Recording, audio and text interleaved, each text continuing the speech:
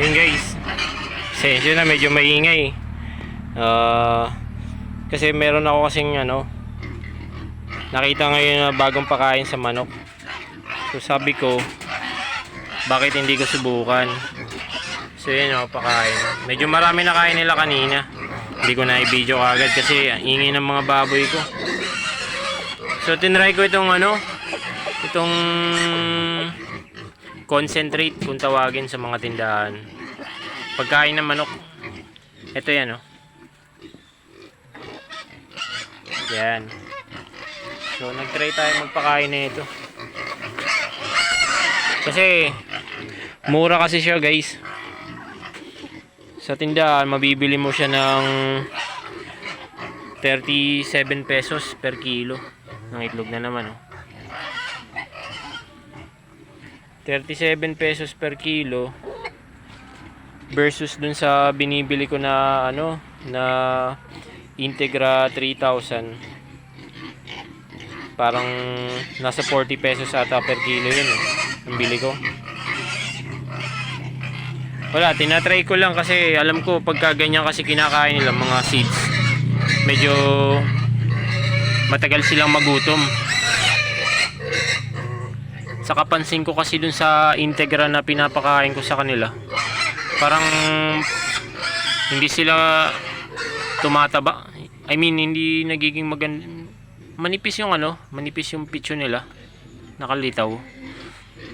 Kasi pansin ko dun sa mga panabong na manok, solid yung mga katawan nila Ewan ko lang kasi ito naman syempre nangingitlog naman ito Pero wala naman masama kung itatry natin Tignan natin yung yung resulta. Pakainin natin sila ng isang buwan. Tingnan natin kung maganda yung magiging resulta sa kanila.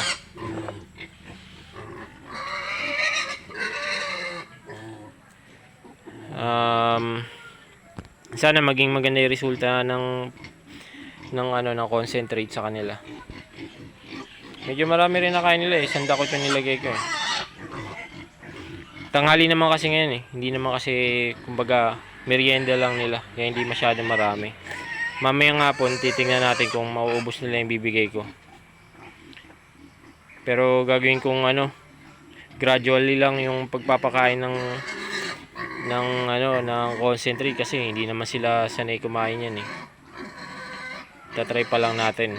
Kaya gradually lang, kumbaga sa feed ratio nila, yung 1 kilo gagawin lang muna natin na 1/8, tapos 1/4 hanggang sa magiging 1/2, 3/4 hanggang sa magiging puno na talaga. Pero feeling ko hindi obra yung puno May ratio lang siguro kung sa pakain natin 50% upa, 50% Integra.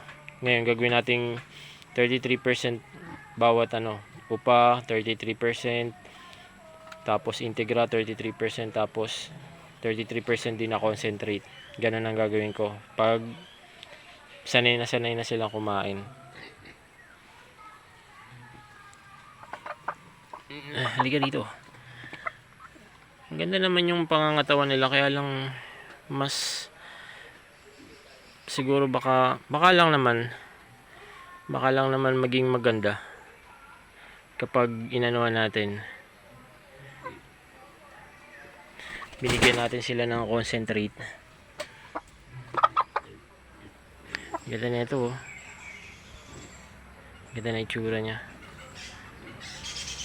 So 6 months na to guys, 6.5 pala, 6.5. Magsa 7 months na to sa katapusan ng July.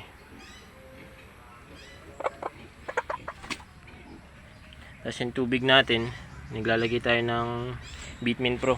Ayan, may Bitmin Pro tayo dito. Ito. Yan ang painom natin sa kanila para natapon na. Okay lang yan, mamaya naman papakain natin yan.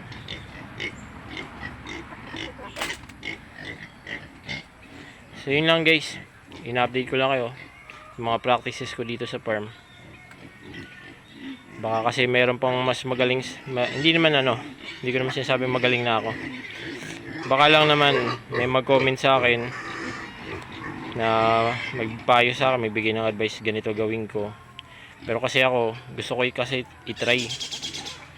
Gusto ko i-try. Para bago ako maniwala sa mga sabi-sabi, tinatry ko muna yan. Gusto ko ako mismo makikita ko yung resulta. Kasi ganun talaga dapat, di ba?